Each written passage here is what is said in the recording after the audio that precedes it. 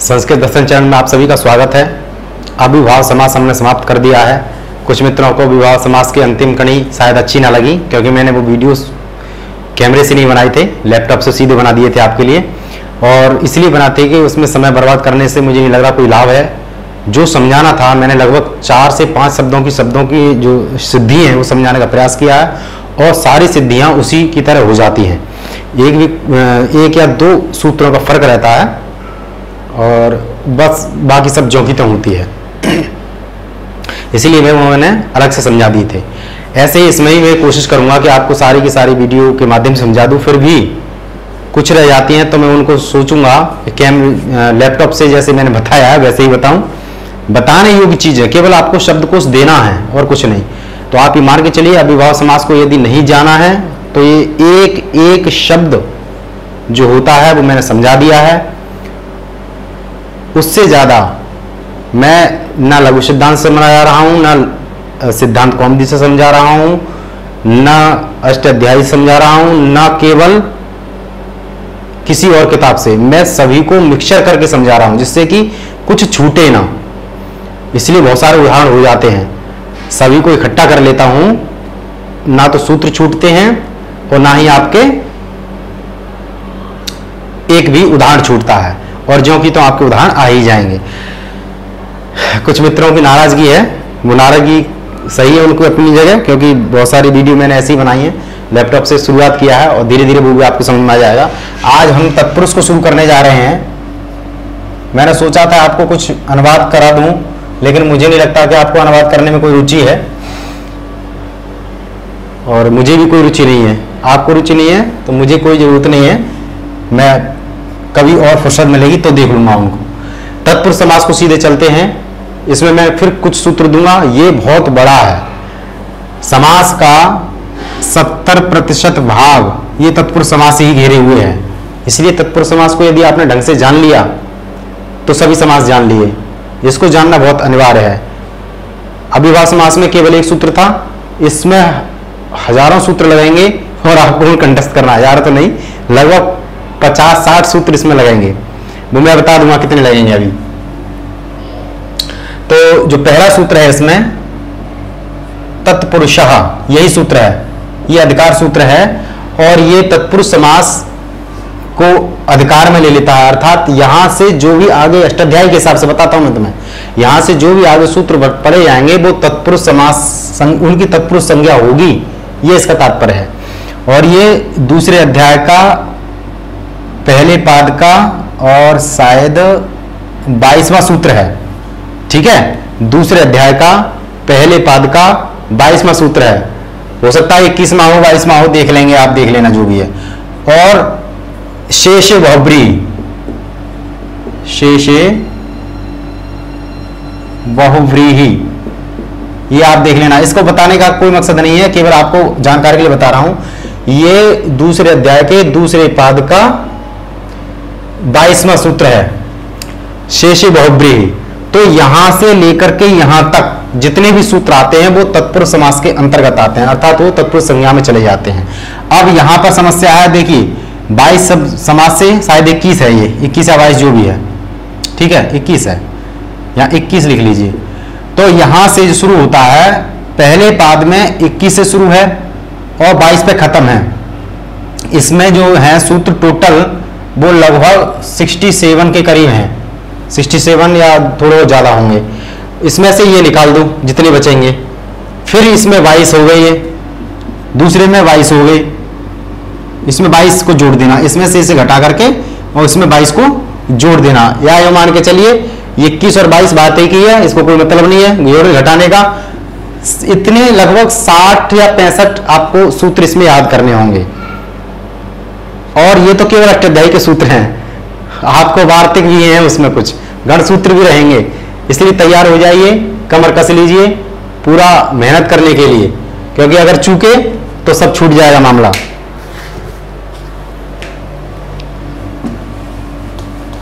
ठीक है, ये मुझे समझाना नहीं था आपको, वो तो मैंने बता दिया कि कितने सूत्र लगभग याद करने हैं आपको। तो पहला सूत्र हमारा था तत्पुरुषः। ये सूत्र कहता है तत्पुरुष संज्ञा हो जाती है, इससे आगे आने वाले वो। दूसरा सूत्र है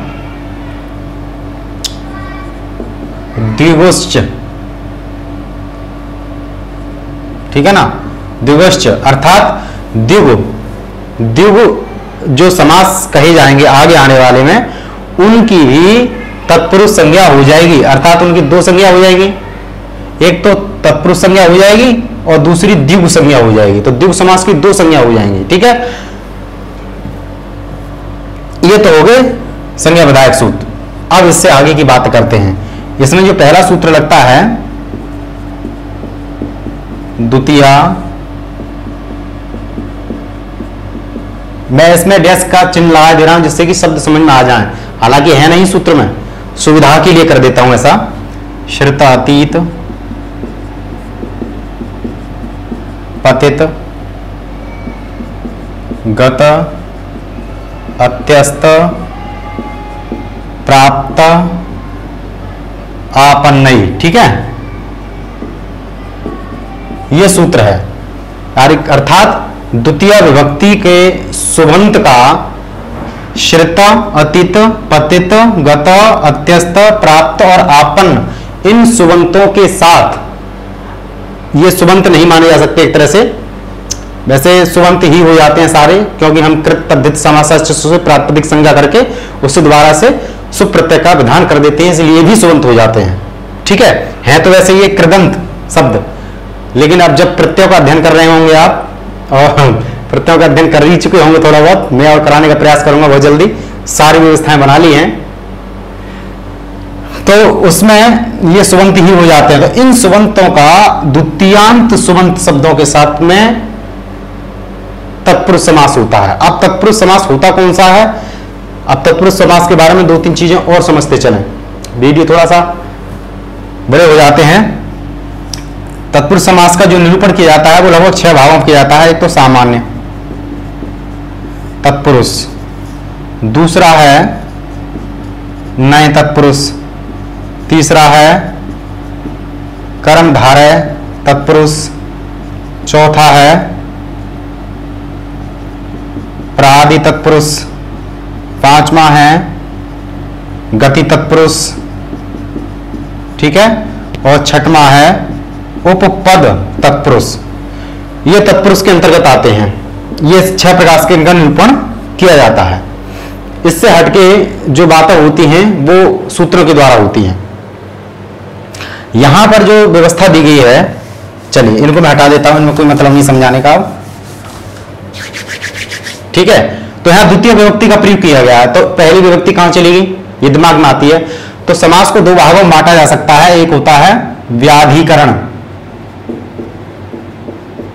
ठीक है, दूसरा होता है समानाधिकरण। इन 2 भागों में बांटा जा सकता है। व्याधिकरण जो समास है उसका तात्पर्य होता है जिनका आधार अलग अलग हो, है ना, समान अधिकरण में ना हो जो, वो व्याधिकरण। तो व्याधिकरण एक विभक्ति का प्रयोग नहीं किया जाता, अर्थात द्वितीय विभक्ति से जो प्रयोग किए जाएंगे वो सब इसके अंतर्गत आएंगे। एक विभक्ति का जब हम अध्ययन करेंगे वो समान अधिकरण में जाकर के हम कर्मधारय वगैरह में अध्ययन करेंगे, वो उसके अंतर्गत आएगा, विशेषण विशेष बाहुल्यम के अंतर्गत, वो बात की बात है, ठीक है। तो इसलिए द्वितीय विभक्ति से शुरू करते हैं, प्रथमा व्यक्ति समान अधिकरण में पहुंच जाएगा, ये सूत्र कहता है। दूसरा सूत्र ले लेते हैं, स्वयं कृतेन, तीसरा है खट्वा क्षेपे, चौथा है सामी, पांचवा है काला, छठवां है अत्यंत संयोगे चा, ठीक है। ये इसमें सूत्र लगते हैं 6। एक इसमें वार्तिक भी प्रयोग किया गया है, गम्यादीनाम उपसंख्यानम, इनको आपको कंठस्थ करना है। जब तक आपको सूत्र याद नहीं होंगे दुनिया की कोई ताकत आपको समास नहीं समझा सकती, ये बात मान के चलिए। शब्दों को धीरे धीरे हमारे समझ में आया तो सूत्र क्या है, शब्दों को तो बताते हैं। तो ये द्वितीय विभक्ति का कोई भी शब्द इनके साथ में प्रयोग किया जाए सीधे तत्पुरुष समास हो जाएगा, ये दिमाग लगाने की जरूरत नहीं पड़ेगी फिर, ठीक है ना। स्वयं के साथ में कत्तेन यानी कत प्रत्यय युक्त कोई शब्द हो तो स्वयं विभक्ति हो जाएगा। खटवा छेपे, निंदा के अर्थ में खटवा के साथ में कोई भी शब्द हो तो वो हो जाएगा। ऐसी सामी, काल समय और अत्यंतवाची, ये सब उसी के साथ में प्रयोग किए जाएंगे। चलिए अब मैं आपको थोड़ा सा ये सूत्रों को लिख लेने हैं, आपको कंठस्थ करने हैं लिख करके, बिना इनके समझ नहीं आएगा। मैं एक सिद्धि आपको बताऊंगा, बाकी मैं सारे आपको उदाहरण ऐसे ही समझाऊंगा, उनके शब्द लौकिक विग्रह अलौकिक विग्रह, केवल एक शब्द है जिसको मैं समझाने का प्रयास करूंगा, उसी के आधार पर सारी सिद्धियां सारे शब्दों की हो जाएंगे। ठीक, चलिए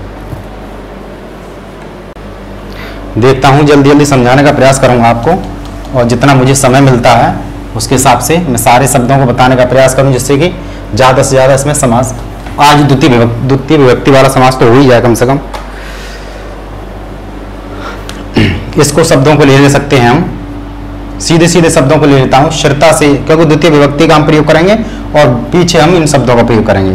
कोई शब्द ले लीजिए, जैसे इसमें जो उदाहरण दे रखे हैं,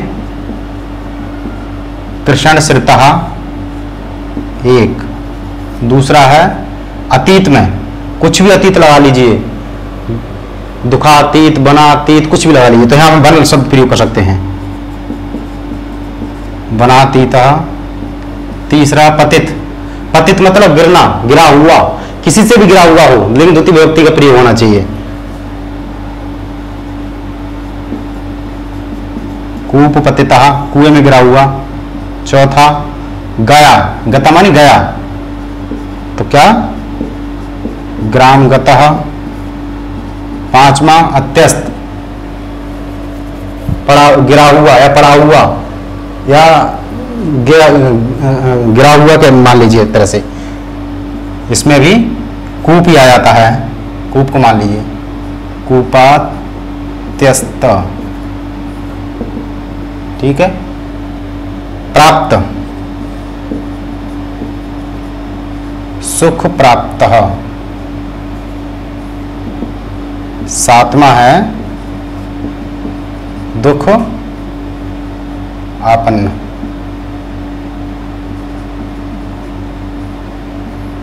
ये सब कत प्रत्यांत शब्द हैं, कत प्रत्यय लगा हुआ है, कत कत तत्व निष्ठा सूत्र से। आने वाले समय में 2-1 दिन में हम सभी सूत्रों के जरिए प्रत्यय शुरू करने वाले हैं। चलिए शुरू कर दिए हैं, लेकिन आने वाले समय में बहुत जल्दी खत्म कर देंगे, बहुत शॉर्ट तरीके से समझाने का प्रयास करूंगा। अगर इसका लौकिक विग्रह करना हो हमको सबको, और अलौकिक विग्रह करना हो, अलौकिक विग्रह मैंने आपको 50 बार बताया है और फिर बता रहा हूं, आपको दिमाग में बिठा लेना है।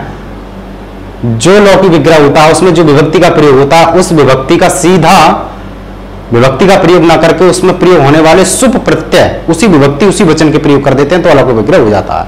ठीक है, जैसे अभी हम द्वितीय विभक्ति का प्रयोग कर रहे हैं इसमें, कृष्णम, क्योंकि द्वितीय विभक्ति का इसमें प्रयोग किया गया। पहले जो भी शब्द हैं वो सब द्वितीय विभक्ति में प्रयोग किए जाएंगे, द्वितीय विभक्ति के साथ में इन शब्दों का प्रयोग, इन शब्दों के साथ में इन द्वितीय विभक्ति का प्रयोग किया गया। ठीक, इसलिए द्वितीय तत्पुरुष समास हो गया। कृष्णम श्रितः, जैसे वनम अतीतः, ऐसे करते चले जाइए। कूपम पतितः, ग्रामम गतः,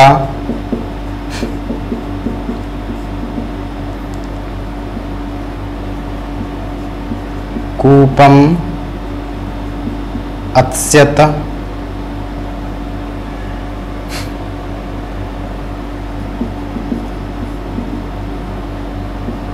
सुखम प्राप्तः,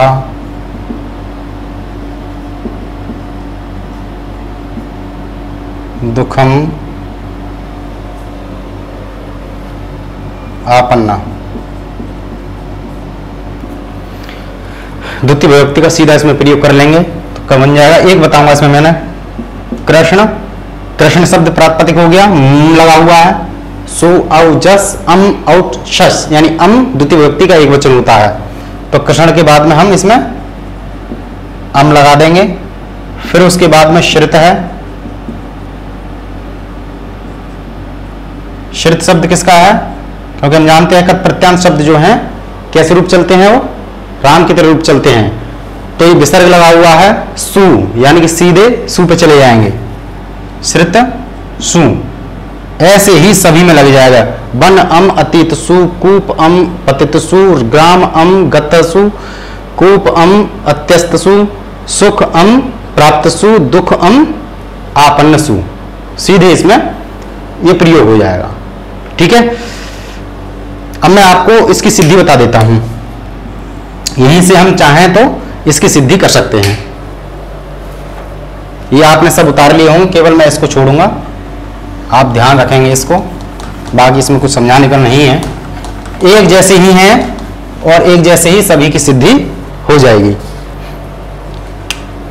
ये लौकिक विग्रह हमें प्राप्त है, तो इसमें समास किससे होगा, द्वितीया श्रित अतित पतित गत अत्यस्त प्राप्त आपन्न, इस सूत्र के द्वारा इसमें द्वितीय तत्पुरुष समास हो जाएगा। इतनी बात समझ में आ गई। ठीक है, पहला तो यही लग जाएगा सूत्र, पहला सूत्र कौन सा लगेगा, ये, इसके द्वारा समास हो जाएगा। दूसरा कृत तद्धित, बिल्कुल यही लगेगा, समासाश्च, ये लगने से इसकी प्रातिपदिक संज्ञा हो जाएगी। ठीक है, और जैसे ही प्रातिपदिक संज्ञा हो जाएगी क्या हो जाएगा, सुपो धातु प्रातिपदिकयो, इस सूत्र के द्वारा इनके सुप का लुक होकर के कृष्ण श्रित बचेगा। क्या बन जाएगा, कृष्ण श्रित बन जाएगा। अब ये दूर दूर शब्द है, इनको दोनों को पास लाना है, तो पास लाने में श्रित को पहले रखें या कृष्ण को पहले रखें, ये समस्या हो जाती है। तो उसके लिए हम जानते हैं, ये हमें प्राप्त हो गया, इसके बाद में इसको पहले रखें, इसके लिए कौन सूत्र लगाते हैं हम, प्रथमा निर्दिष्टम समास उपसर्जनम।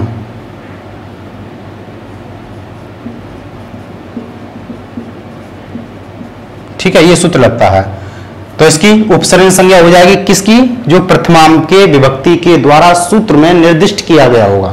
तो हम जानते हैं कि द्वितीय शब्द जो है वो प्रथमा विभक्ति के द्वारा निर्दिष्ट किया गया है, अर्थात द्वितीय विभक्ति में प्रयोग होने वाले शब्दों को किसमें, उपसर्जन संज्ञा में रखा जाएगा। तो यहां पर जो कृष्ण है वो द्वितीय विभक्ति के अंतर्गत है, क्योंकि हमें पता है ये प्रथमा विभक्ति के अंतर्गत है, इसलिए इसमें इसकी उपसर्जन संज्ञा हो जाएगी। तो दूसरा सूत्र क्या कहता है, उपसर्जनम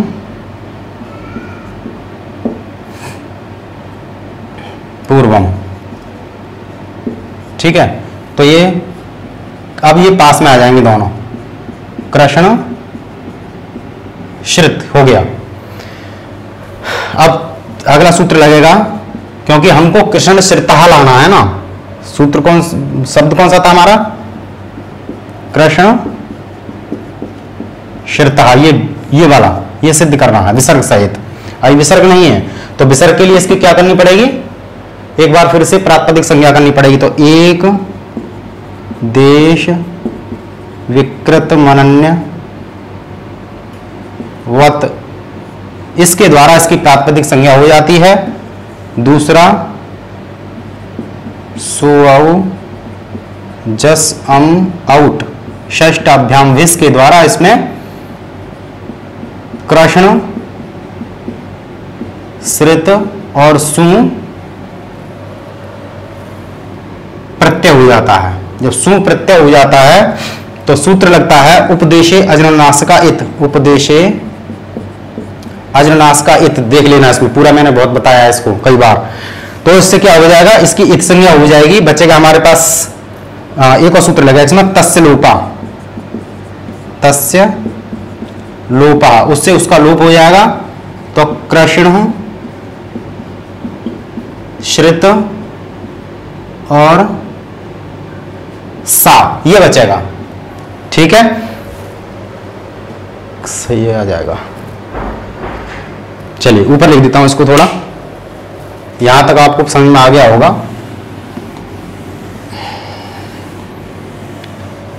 ये हमारे पास बच गया कृष्ण श्रित सा, तो तस्य। अब हम क्या करेंगे, ये सा की जगह इसके बाद में सूत्र लगेगा स सुजुसु रू, यानी कि इस सा के स्थान पर रू आदेश हो जाएगा, तो क्या बन जाएगा कृष्ण श्रित रू। अब रू आदेश होने पर फिर उपदेश अजरनाश का इत से रू की इत संज्ञा होने पर तस्य लोपा से उसका लोप हो जाएगा, इसलिए मैं दोबारा सूत्र नहीं लिख रहा हूं, इनको आप लिखेंगे सूत्र, ठीक है। तो बन जाएगा ये कृष्ण श्रित रा, किसके द्वारा हुआ, उपदेश अजरनाश का इत और तस्य लोपा, ये वाले सूत्र ये दोनों दोबारा से लग जाएंगे, तो बचेगा हमारे पास रा। और अब सूत्र लगेगा खर वसानयोर विसर्जनीय,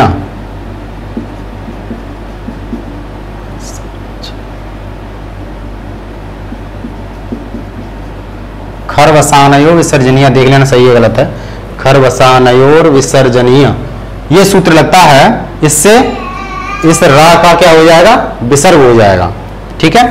तो बन जाएगा ये कृष्ण श्रितः, यही तो हमें सिद्ध करना था, यही हमें सिद्ध करना, ये बिल्कुल मैथ है। और इनके सूत्रों के बारे में ये आप मान के चलो, मैंने पूरा डिटेल में समझाया, संज्ञा प्रकरण जाकर के देख सकते हैं आप, संधि में देख सकते हैं, खर विसाने विषय संधि में बहुत प्रयोग होता है, विसर्ग संधि को आप देखेंगे डिटेल में तो वहां पूरी व्याख्या आपको मिल जाएगी। तो मैं आज इसमें इतना ही बताऊंगा, कुछ शब्द रह गए, हो सकता है उसको मैं वीडियो वैसे ही डाल दूं आपको लैपटॉप के माध्यम से, तो केवल शब्द हैं उसमें और कुछ नहीं है, आप उनमें जाकर के देख सकते हैं, इसलिए देता हूं शब्द जिससे कि आपको कहीं और ढूंढ लेना पड़ा, वरना इतना ही बहुत है इसमें। अब आप तो शब्द इसमें बना लेंगे, सूत्र भी यही है, इससे ज्यादा कुछ नहीं है द्वितीय विभक्ति में। द्वितीय विभक्ति यानी द्वितीय विभक्ति का ही तत्पुरुष समास आज समाप्त होता है, तृतीय विभक्ति का अर्थात तृतीय विभक्ति तत्पुरुष समास आने वाले समय में देखेंगे। आज के लिए इतना ही, धन्यवाद, नमस्कार।